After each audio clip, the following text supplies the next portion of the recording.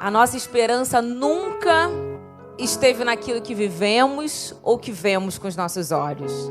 A nossa esperança sempre esteve no nosso Senhor, que é um Deus inabalável, um Deus imutável, um Deus que não há variação. Ele não vai de acordo com as circunstâncias do mundo. Ele vai de acordo com as promessas que Ele tem para o teu povo. Eu quero que você entenda, valente do Senhor. Eu quero que você entenda o momento que nós estamos vivendo. E você se mova debaixo de uma palavra. Nós cremos num Deus que Ele é eterno. As coisas podem passar, mas Ele sempre será eterno. E as suas promessas, elas vão se cumprir na nossa vida. Quero que você ore e entenda que você foi chamado para orar por essa nação. O nosso presidente, que é a autoridade máxima aqui na terra, ele entendeu que ele governa, ele lidera até uma página. Mas ele entende que não há limites, ele entendeu que não há limites para um Deus todo-poderoso. E quando nós entregamos a nossa vida diante do Senhor e entendemos que Ele pode governar e Ele pode mudar e Ele vai mudar a nossa história, aí nós nos movemos em direção às promessas. E nós estamos aqui como igreja orando e jejuando, crendo que por mais que você ainda não veja, por mais que as notícias ainda sejam de medo, venham te assustar, Deus está construindo o milagre que Ele tem para nós. Em Salmo 46 diz: Deus é o nosso refúgio. Eu quero te trazer uma palavra de esperança, uma palavra de paz, de segurança. A segurança, a paz que o mundo não pode nos dar, mas está nele. Ele é a nossa torre forte. Ele é um reino que é inabalável. E nós nos sustentamos, nos agarramos, nos esperamos nele. E Salmo 46 diz que Deus é o nosso refúgio. Repete isso da sua casa. É a nossa fortaleza. Auxílio sempre presente na adversidade. Você está vivendo alguma adversidade? Ele é o socorro presente. Ele é a voz, o abrigo, o colo, o refúgio que nunca vai faltar na sua vida.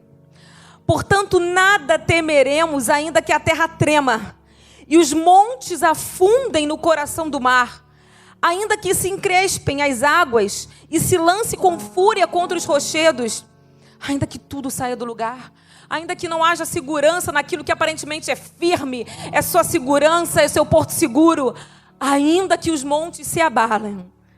Há um rio cujos canais alegram a cidade de Deus, o santo lugar onde habita o Altíssimo. Nele habita o Eterno, e por isso não poderá ser atingida. Ao romper da aurora, ele virá em seu socorro. Nações se agitam, reinos se abalam, ele ergue a voz e a terra se derrete. O Senhor dos Exércitos está conosco. Creia nisso, o Deus de Jacó é a nossa torre segura. Vinde e contemplai as obras do Eterno, seus efeitos estarrecedores por toda a terra. Ele dá fim às guerras até os confins da terra. Quebra o arco e despedaça a lança. Como chamas, destrói os carros de combate. Cessai as batalhas, sabei que eu sou Deus. Serei exaltado entre todas as nações, serei louvado na terra.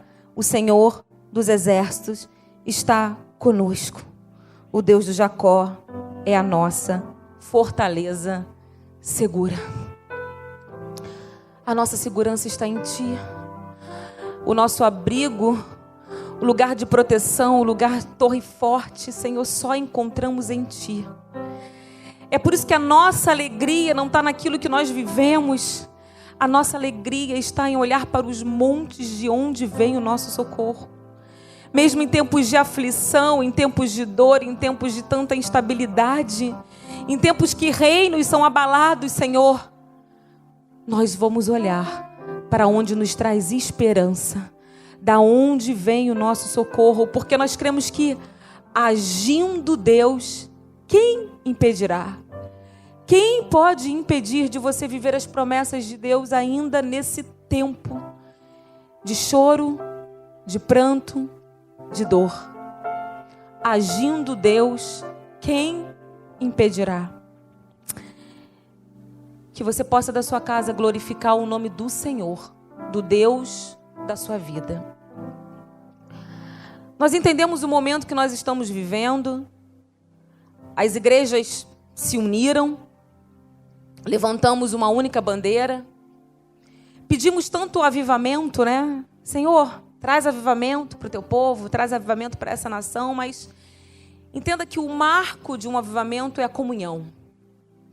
Não há como ter avivamento sem unidade, claro, sem arrependimento, sem quebrantamento, sem santidade, mas a comunhão é o marco de um avivamento.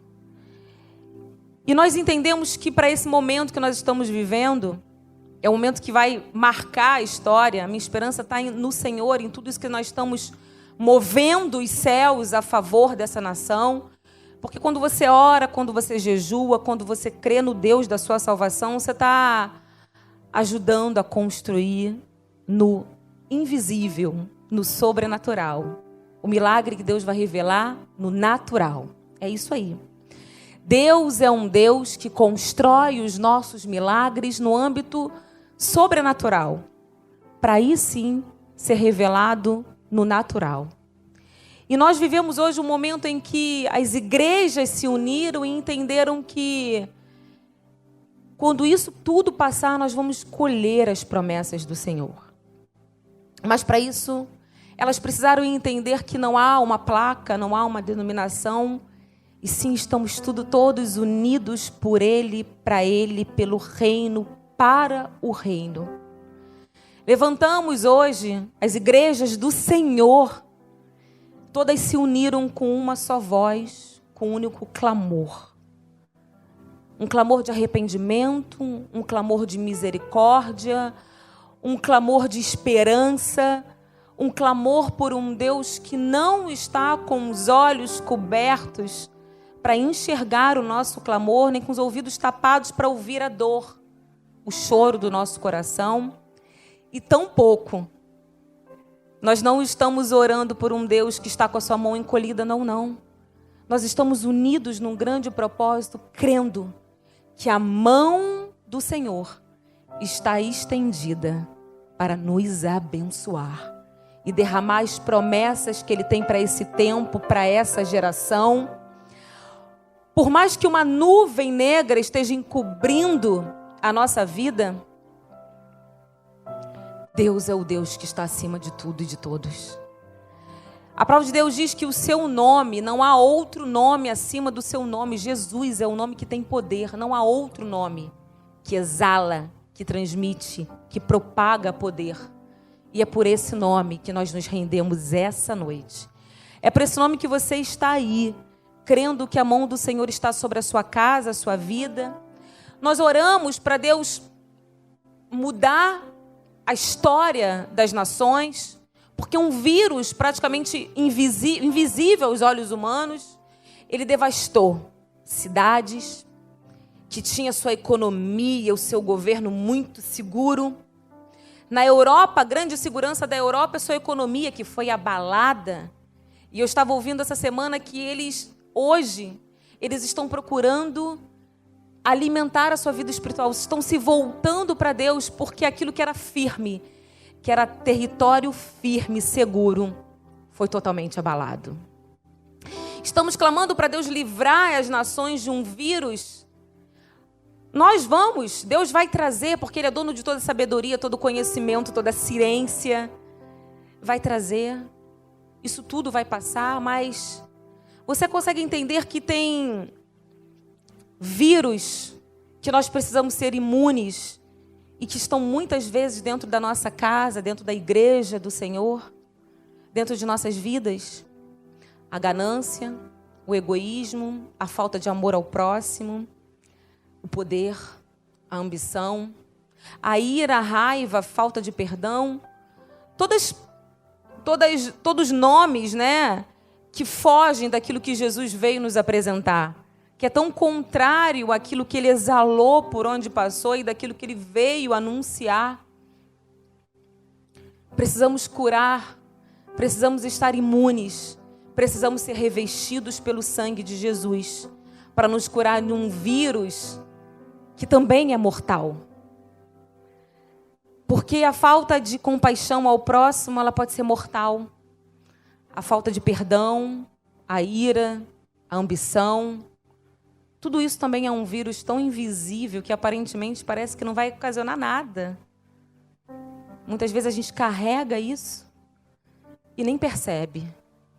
Porque às vezes está tão intrínseco, faz parte de você, mas o que faz parte de você é o sangue de Jesus que te lava todos os dias. Precisamos entender que não podemos ser uma igreja social, uma igreja preocupada com holofotes, com likes, com mídia, com números de pessoas. Não. Mas precisamos ser uma igreja espiritual. Uma igreja espiritual é uma igreja que não jejua apenas quando as coisas não estão bem. É uma igreja que se mantém espiritual no sentido de: Senhor, qual o próximo passo? Eu preciso ouvir a sua voz. Uma igreja que ora, uma igreja que busca arrependimento, que busca as escrituras, que busca viver a palavra. Essa é uma igreja relevante que faz diferença e impacta qualquer nação. Quando a gente olha para a palavra de Deus, a palavra de Deus diz que todas as coisas cooperam para o bem daqueles que amam a Deus. Eu amo essa passagem. A pressão que nós estamos vivendo, a pressão que a própria igreja está vivendo, né? Não conseguimos mais estar com vocês aqui pertinho da gente, em comunhão, beijando, abraçando, conversando, trocando olhares. Mas eu nunca vi numa pressão como nós estamos vivendo a igreja se mover tanto como nós estamos nos movendo. Os cultos não são mais só sábado, ou domingo e quinta. A gente faz lives. A internet nunca ficou tão congestionada com o número de lives como hoje. Será que precisamos estar sob pressão para exalar poder de nós? A pressão que você vive, homem de Deus, mulher de Deus, a pressão, o poder espiritual de um crente, ele é muito determinado pela pressão que nós vivemos. Quanto maior a pressão, mais poder, mais a manifestação de Deus, mais nós nos movemos em direção àquilo que Deus quer de nós. E é assim. Se você pega uma panela, uma água fervendo, coloca uma água para ferver sem a tampa, você vai ver aquele vapor saindo. Mas quando você coloca a tampa na panela, você já viu que a panela ela começa a se mover? Não é verdade, dona de casa? Ela começa a se mexer, porque começa a borbulhar, porque ela está sob pressão. A pressão nos move. A pressão é capaz de mover uma água fervente, uma pressão, ela consegue mover uma locomotiva. A pressão te move em direção ao propósito de Deus. Mas é preciso confiar. Porque falar de pressão é diferente de viver na pressão, viver a pressão, viver o processo, viver o deserto. Mas o que Deus quer não é te punir, é que saia de você o melhor dele para esse momento que a gente está vivendo. Outro dia eu recebi no grupo de mulheres a história de um menino. O menino foi pegar um voo e os passageiros começaram a reparar na fila que ele estava sozinho, só com a identificação que estava voando sozinho. E aí o menino entrou no avião e está lá desenhando, o menino menor de idade, e sozinho. Deve estar acompanhado com a aeromoça, né? Geralmente essas crianças são acompanhadas pela aeromoça, mas ficou lá na cadeira dela, na cadeira sozinho, na poltrona. E aí chega uma mulher, senta ao lado dele, e o avião ele começa a dar aquelas turbulências. Eu morro de medo disso, só Jesus, oro e nunca orei tanto. E aí o menino está calmo, os passageiros começam a ficar um pouco aflitos com aquela turbulência, a turbulência ia aumentando, e o menino continuava lá, desenhando. Quando a turbulência passou, a moça perguntou assim: você não tem medo dessa turbulência? E ele respondeu, não, porque o piloto é o meu pai. O piloto dessa grande viagem que nós estamos fazendo é o nosso Deus. O menino não estava preocupado com as condições da aeronave, com as condições do clima, né?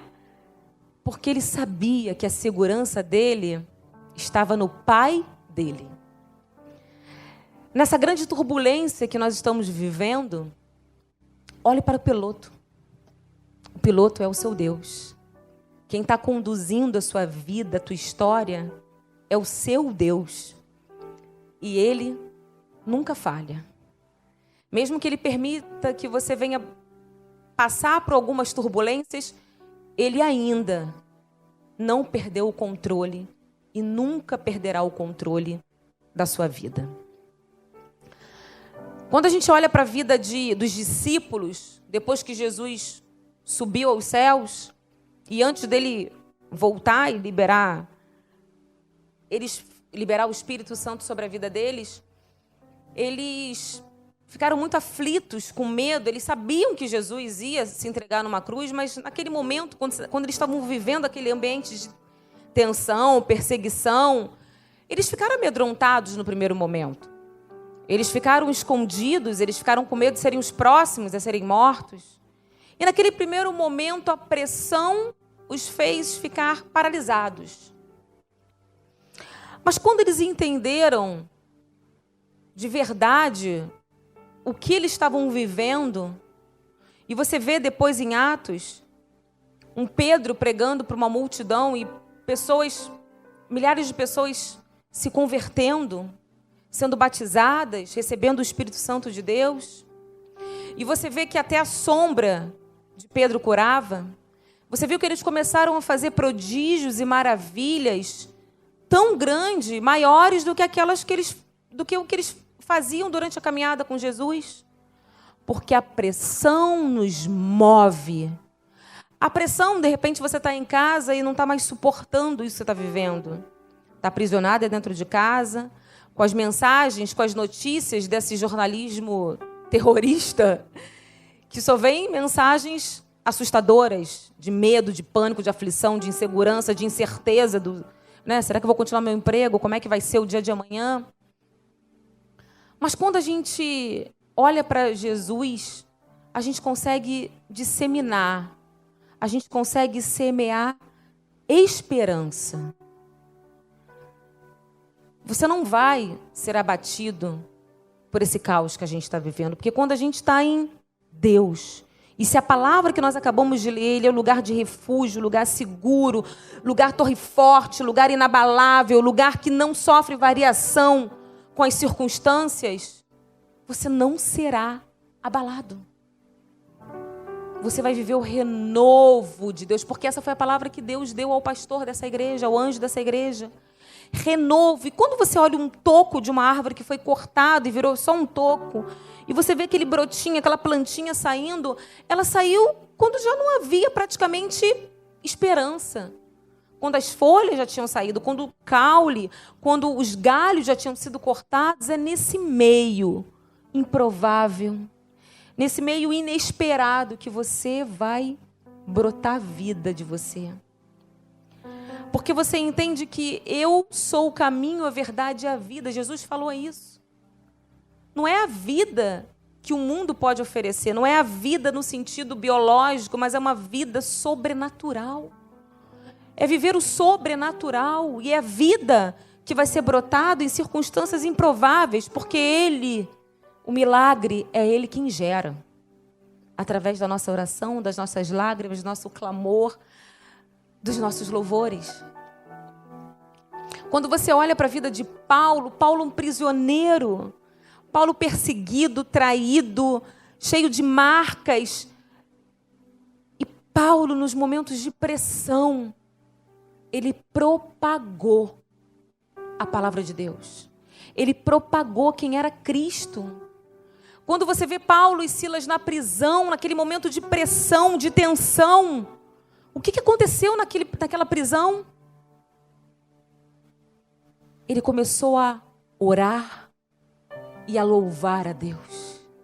Que você, nesses momentos em que o mundo está em lágrimas, que você encontre um caminho que Deus quer que você ande, de oração, de clamor, de louvor. E o que aconteceu naquela cela? O que aconteceu naquela prisão? As correntes foram quebradas. A libertação chegou naquele lugar. A libertação vai chegar na sua casa. Aquelas correntes foram quebradas não só na vida de Paulo e de Silas, mas todos foram libertos. Quando Deus quer trabalhar na sua vida e através de você é para alcançar outras pessoas. Até o carcereiro. E entenda, se um preso fugisse, ele ia ter que pagar com a vida dele. O carcereiro teria que pagar naquela época com a vida dele. E aquele homem se quebrantou, aquele homem sentiu a presença, o impacto do poder de Deus na vida de Paulo. A igreja espiritual é uma igreja que precisa exalar, impactar. Em Atos 17:6, quando Paulo tinha saído da prisão com Silas, ele chega a Tessalônica e você vê como eles anunciaram a chegada de Paulo? Esses transtornados, ou seja, esses que causam barulho, esses que viraram o mundo de cabeça para baixo, chegaram também aqui. Quando você chega, homem de Deus, mulher de Deus, você não tem que deixar as trevas de uma situação confortável, não. Você tem que abalar as trevas. Quando uma igreja ora, quando uma igreja do Senhor unida, independente de barreira, de denominação, de nome, quando a igreja levanta o clamor numa única voz, as trevas têm que se abalar. Quem tem que se alegrar é o céu. Você tem que constranger, impactar essa geração. Porque quando Paulo e Silas chegavam, ele era contra toda a situação política daquele lugar. Você tem que ir contra esse sistema corrupto. Você tem que ir na contramão do mundo. Jesus veio para implantar o reino que era totalmente diferente, o oposto daquilo que eles estavam vivendo naquela época. Você veio para impactar essa geração, igreja. Você não veio para ser mais um, você veio para ser mais um que vai abalar, que vai exalar o bom perfume de Cristo, mas vai ser um valente nesse momento que nós estamos vivendo e vai se levantar como guerreiro.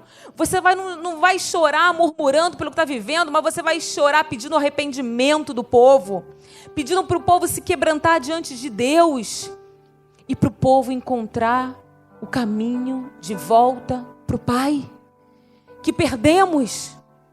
O Rio de Janeiro, em fevereiro, levantou altares, idolatria. Deus não divide a glória dele com ninguém. Só há um reino, só há um poder, só há um governo.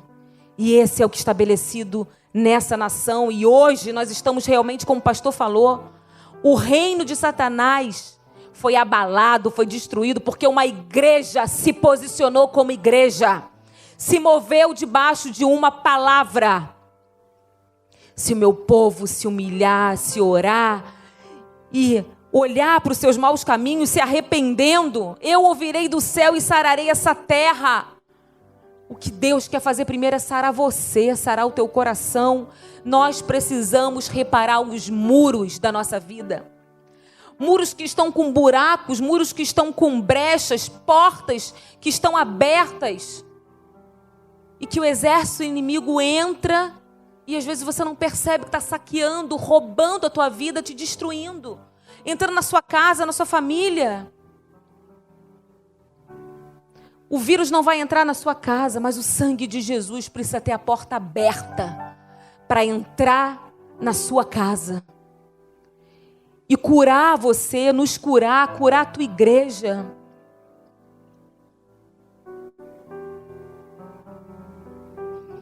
Amém, igreja do Senhor? A palavra de Deus em Neemias, quero que você abra comigo, Neemias 2. Neemias 2, versículo 17.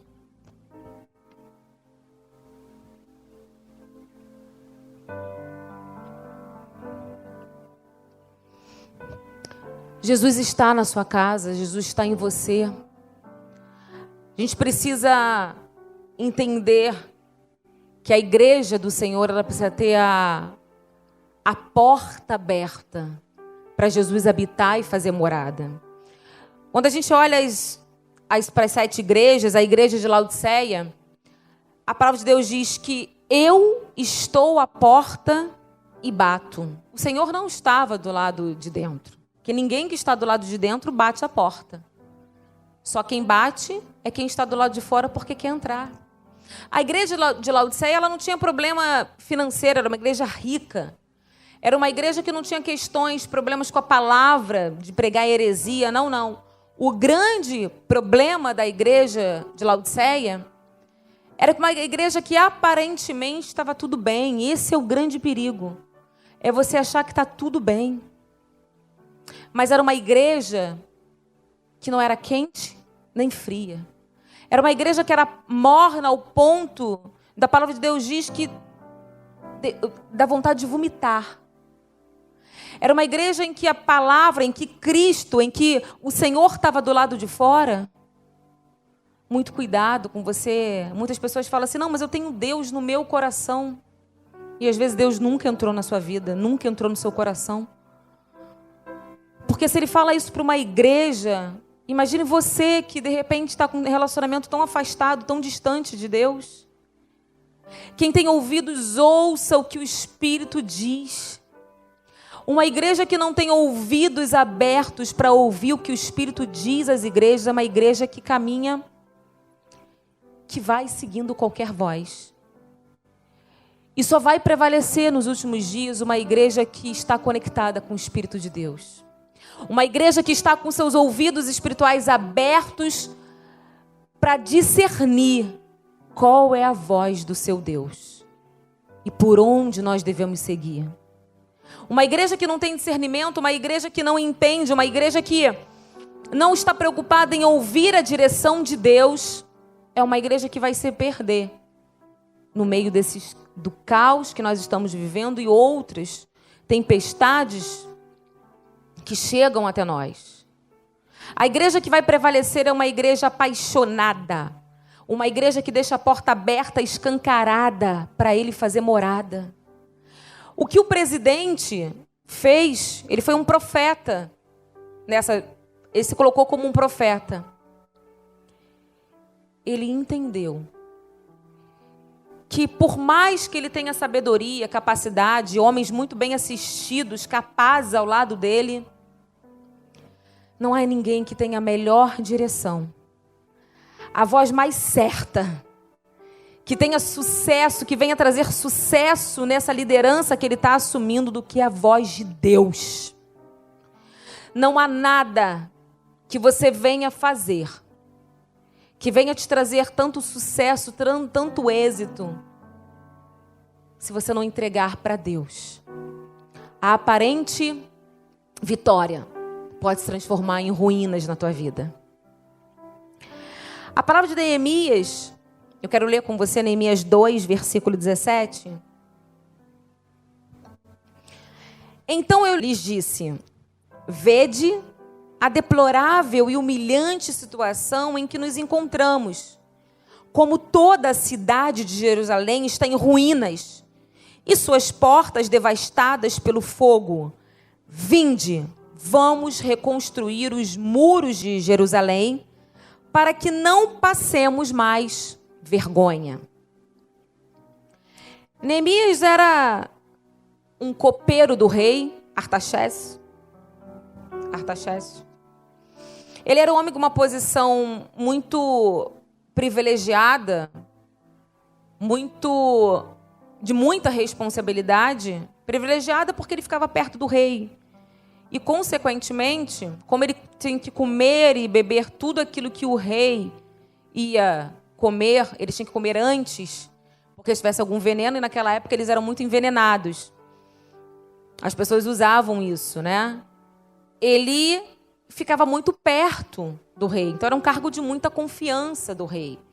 Então, provavelmente, eles tinham alguma relação mais próxima. E Neemias, eu vou encurtar a história, ficou sabendo lá do palácio, de uma situação muito confortável que ele estava, que Jerusalém estava em ruínas. Os muros haviam sido devastados, as portas devastadas, a cidade havia sido incendiada. E ele se compadece da situação do povo.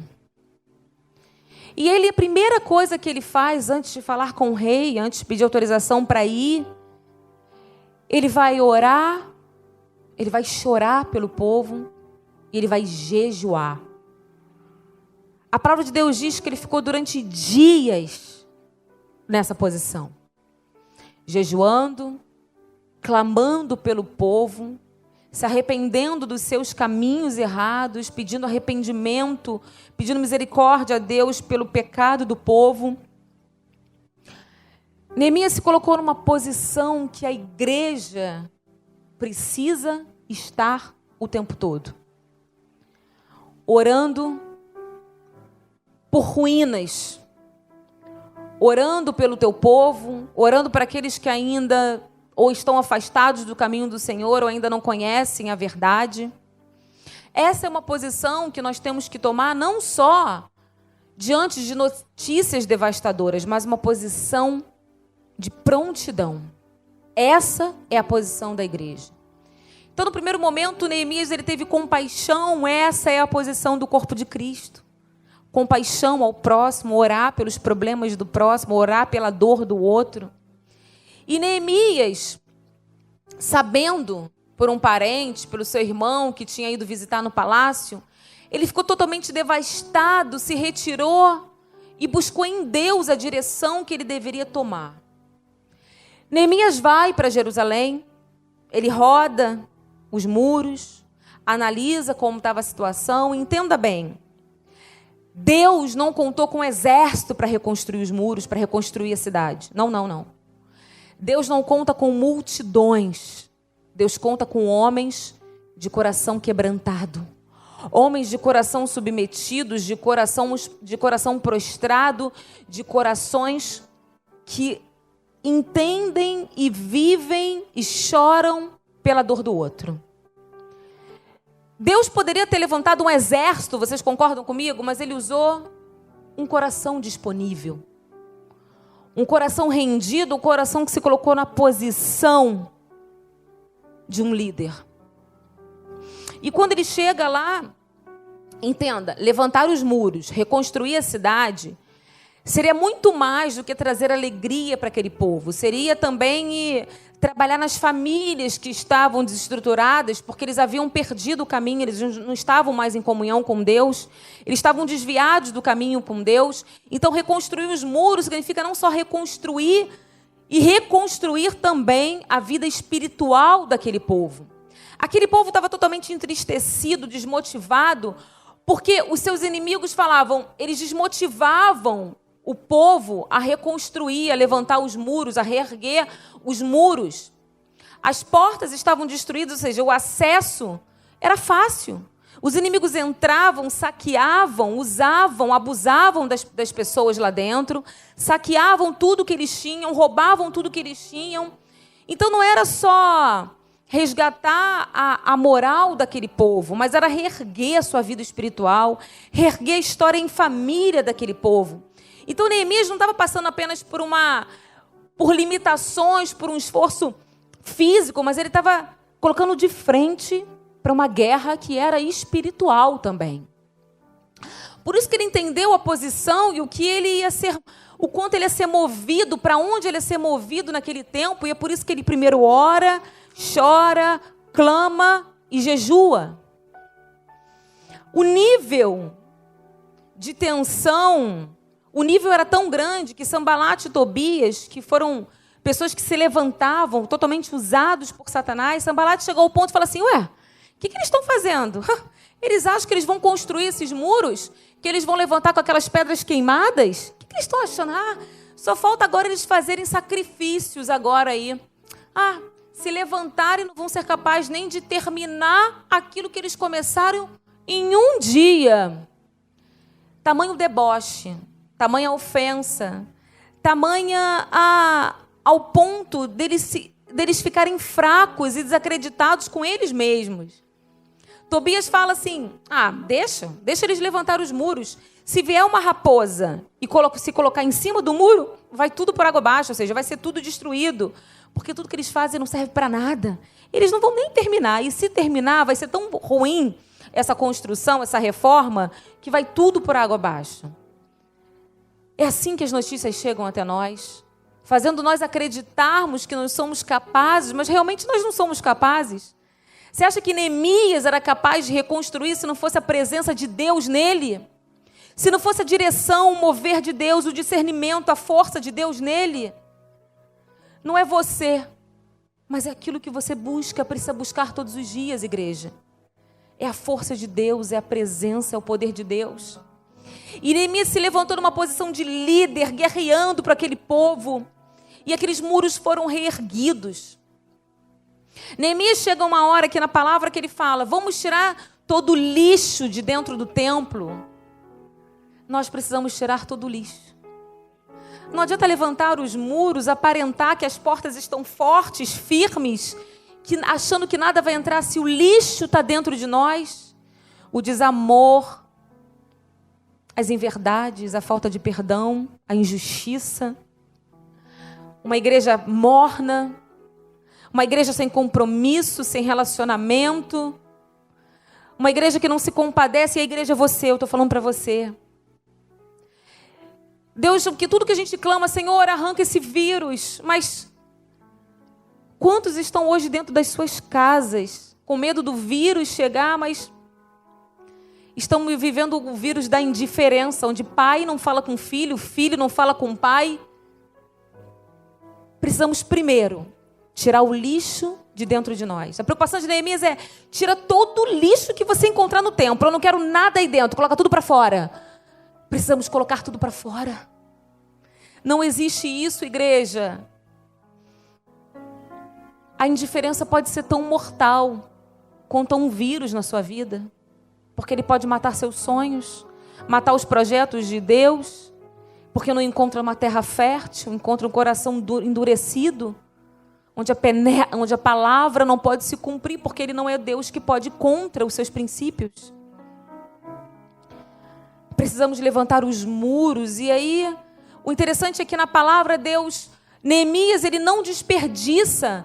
Tanto que Sambalat, ele zomba. Será que vai usar aquelas pedras, aquelas ruínas que estão lá, aqueles destroços, aquelas pedras queimadas, que foram queimadas, o lugar foi incendiado.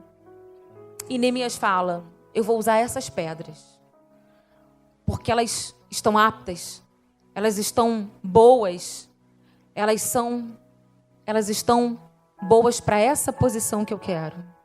O que eu quero dizer com você é que você pode achar que o vento, as notícias, o fogo, tudo aquilo que você tem vivido te destruiu ou tirou o valor que você tem. Deus quer te usar, mesmo que você se enxergue como uma pedra queimada. Porque quando o fogo ele nos queima, ele pode até destruir aquilo que é acessível ao fogo, mas aquilo que é inabalável, que é Deus dentro de nós, prevalece. Do lado de fora as pedras ficaram feias, queimadas, e você vê hoje, né, na reconstrução, alguns lugares, algumas casas, você vai ver a diferença da cor das pedras queimadas e das pedras que não estavam queimadas. Pode ser que você enxergue e olhe para você e veja o quanto você está tão aquém, tão inapropriada, tão destruída. Mas o seu DNA é de Cristo. Quem habita em você é aquele que é inabalável. O fogo pode ter tentado te consumir, mas ele não te destruiu. A pressão fez sair de você a melhor parte. E Deus vai usar você para construir muros, fortalezas, que ora, que clama, que chora e que se arrepende por essa nação. Você tem um valor imensurável, você não consegue olhar para esse valor, mas você ainda está firme como uma rocha. Desde que você esteja alicerçado na rocha, que precisa ser o nosso fundamento, Cristo. Ele precisa ser o nosso sustento, o nosso amparo, o nosso refúgio, o nosso socorro. Porque se você está enxertado, inserido nele, o fogo pode até vir, mas ele não vai te destruir, você vai continuar para viver o propósito. Mesmo que aparentemente você esteja esquecido, aquelas pedras ficaram esquecidas por um bom tempo, porque o povo não conseguia reerguer os muros, reerguer a cidade. Mas o olhar daquele homem de Deus, os olhos de Deus através de Neemias, conseguiu ver o valor daquelas pedras. Pode ser que ninguém esteja acreditando em você, mas os olhos do Senhor conseguem ver o grande valor que você tem. E Ele te levanta para esse tempo, para essa geração, para esse momento, para ser o exército dEle. Fazer parte do exército dEle. A palavra de Deus diz em Amós que Deus nos compara a um exército de ciprestes. Cipreste é uma planta, é uma árvore, que quando teve um incêndio muito grande, me parece que foi na América do Norte, eles começaram a perceber que as matas, o incêndio, ele devastou a floresta. Mas apenas uma quantidade, uma extensão ficou preservada, que foi exatamente dessa árvore cipreste. E eles começaram a pesquisar, os biólogos, os pesquisadores, o que tinha nessa árvore de tão especial. Eles conseguiram perceber, com as pesquisas mostraram que tinha uma quantidade de água muito grande dentro dela. Isso meio que blindava o fogo para não consumi-la. Os ventos podem vir muito fortes, o fogo pode vir muito quente na sua direção. Mas a água viva que tem em você, a vida que tem em você, não é a vida que tinha nas outras árvores, uma vida biológica que permitiu que elas fossem consumidas, mas a vida de Cristo, a vida de Deus em você, algo que é inabalável. Ela vai fazer você ser sustentada, firme, e você não vai ser destruída. Pode ser que algumas folhas daquelas árvores tenham sido queimadas, mas elas não foram destruídas ao ponto de chamar a atenção de grupos de pesquisa. Tamanho o quanto elas ficaram preservadas. E assim é as pressões da nossa vida. Essas ondas, essas informações, isso que vem devastando, você vai permanecer em Cristo. Você vai sair inabalável. Sabe por quê? Porque você precisa entender que o que te sustenta não são as vozes, as notícias, mas aquilo que Deus tem para você, a promessa de Cristo na sua vida. Esse é o meu refúgio, essa é a minha segurança. Quando as notícias vêm, peraí. O sangue me blinda. Eu vou viver as promessas. O que é você esperar? O que é você ter esperança? É você confiar. E o que é confiar? É você ter intimidade, é você ter tido experiência, é você ter tido uma vida com Deus que te dá a oportunidade, te dá a vivência de saber que eu já passei por isso com Cristo. Eu vou passar por outras. E vou sair sem o fogo me consumir. Confia. É tempo de esperar. É tempo de esperar o dono do tempo. O interessante é que o dono do tempo parou o tempo para que todos nós possamos olhar para quem é o dono de todas as coisas.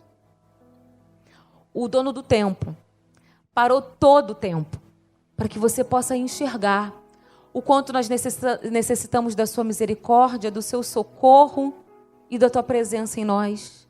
O dono do tempo parou tudo aquilo que era importante para você olhar para Ele e enxergar que, na verdade, tudo que nós precisamos é dele.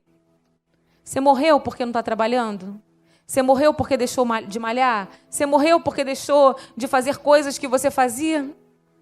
Tudo é vaidade. Tudo é vaidade, como diz Salomão. Aquilo que é importante, que nos sustenta, não vem daqui, do pó.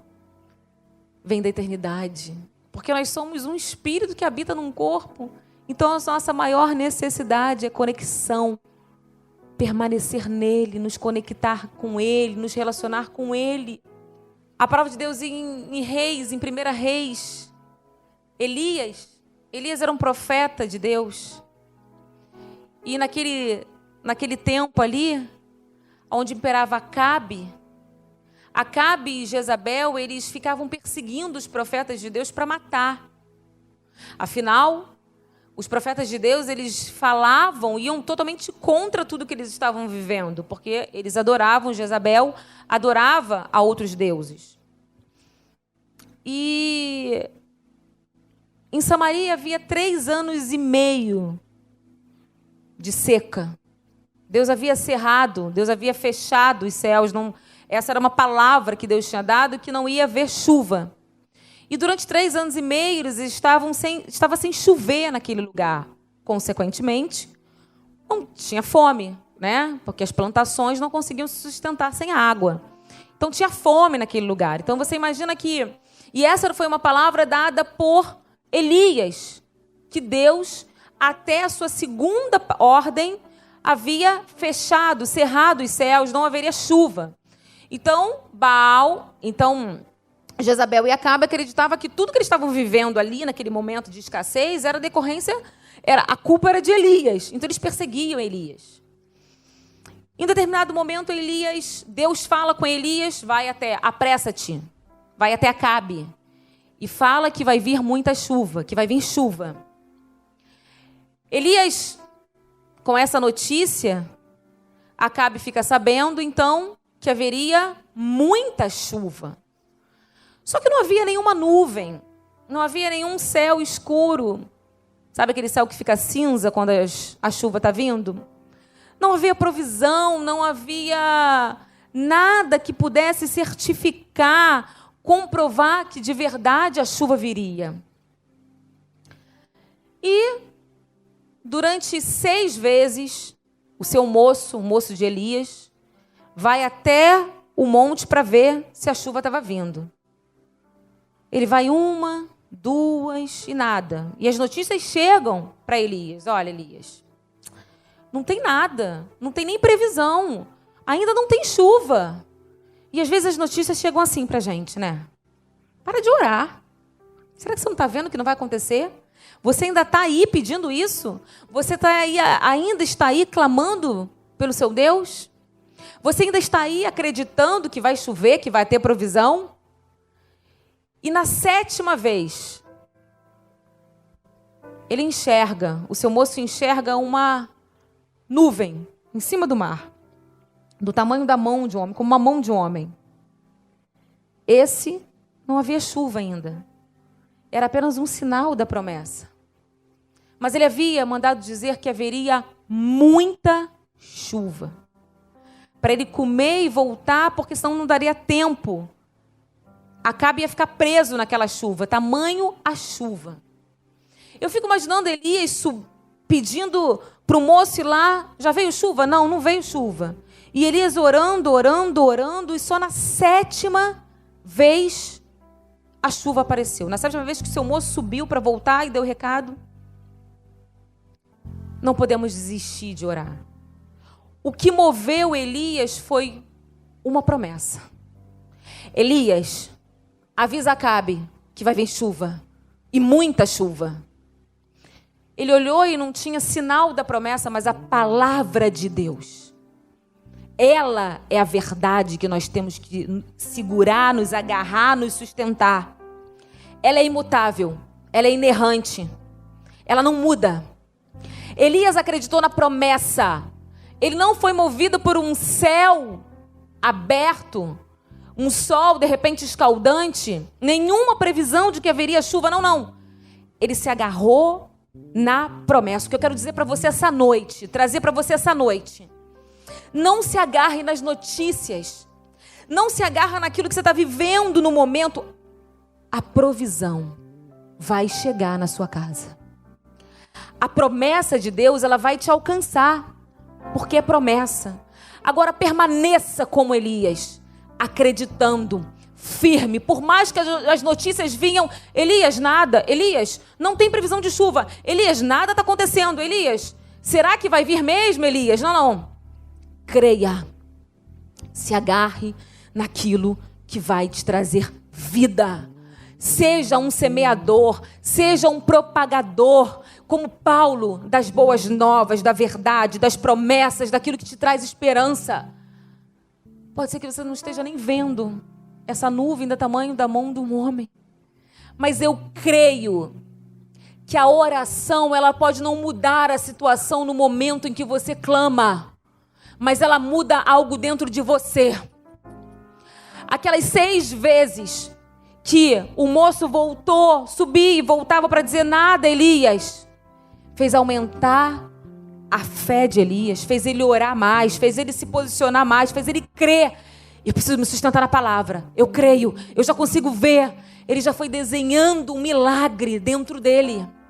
Quando Naamã, acometido de lepra, e o profeta pediu para ele descer no Rio Jordão, ele desceu 7 vezes. Deus poderia ter curado na primeira vez, mas cada vez que ele descia, cada vez que você ora, cada vez que Naamã descia, eu creio que Deus ia curando a soberba, a falta de humildade, o orgulho, valores corrompidos, valores distorcidos, foi trazendo relacionamento, intimidade, o impacto da presença. E na 7ª ele conseguiu ver, aos olhos humanos, aquilo que Deus já ia trabalhando no plano espiritual. Continua orando, igreja. Continue se movendo em direção a essa palavra, a essa promessa. Continue se movendo por mais que você não veja a nuvem, por mais que você não veja ainda a lepra sendo curada. Deus está trabalhando no âmbito espiritual. Continue se movendo. Igreja, a pressão nos move. Nós vamos sair daqui avivados, nós vamos sair restaurados, renovados, com mais comunhão, com um olhar diferente ao próximo. Os nossos relacionamentos vão mudar. Hoje a gente não consegue abraçar e beijar as pessoas, a gente vai dar mais valor ao olho no olho, ao abraço, ao ouvir o outro, a ser colo, a ser abrigo. Porque a gente vai entender, com o coração cheio de gratidão, que Deus nos livrou dessa situação. Deus nos livrou daquilo que era morte, para entender que só a vida nele, o que Deus está mostrando para essas nações, é que sem Cristo, sem a palavra, sem a luz, os caminhos vão te levar para a escuridão, os caminhos vão te levar para o abismo. Só há um Deus, só há um Deus, só há uma verdade, só há uma palavra. Mas a gente só dá valor para a vida quando a gente já se deparou com a morte, com o engano, com a mentira. Aí quando você se encontra com a verdade, você fala: essa é a verdade. Essa que me leva para um caminho de vida. Que essas nações possam se render. Que todo joelho venha se dobrar. Que toda língua venha confessar que só é o Deus, que o Deus da nossa vida é só um. Ele é o nosso Senhor, Ele é o nosso Deus. Que você possa se render dentro da sua casa. Você que ainda não entendeu o que é um relacionamento, o que é intimidade, é muito mais do que vir aos cultos. É ouvir a direção, ouvir a voz, é sentir o Espírito Santo dentro de você. É sentir aquilo que nada, nenhum barato do mundo pode te trazer. Nada que você venha ter aí de melhor venha substituir o impacto da presença de Deus. Que Deus te abençoe, que você se levante como Elias, crendo na palavra, se agarrando numa palavra, por mais que as notícias cheguem, que você se levante como um cipreste. Por mais que o fogo esteja perto de você, ele não vai te destruir, porque você é aquela pedra queimada que Deus está usando para reedificar muros. Deus está tirando lugares de ruína na sua vida, do seu coração, na sua casa, no seu trabalho. Está levantando como pedras edificadoras. No lugar da vergonha, dupla honra. Essa nação, esse povo vai ver quem é o Deus que governa essa nação. Continue clamando, igreja. Continue crendo que só o Senhor é o nosso Deus. Fique com Deus. Amém.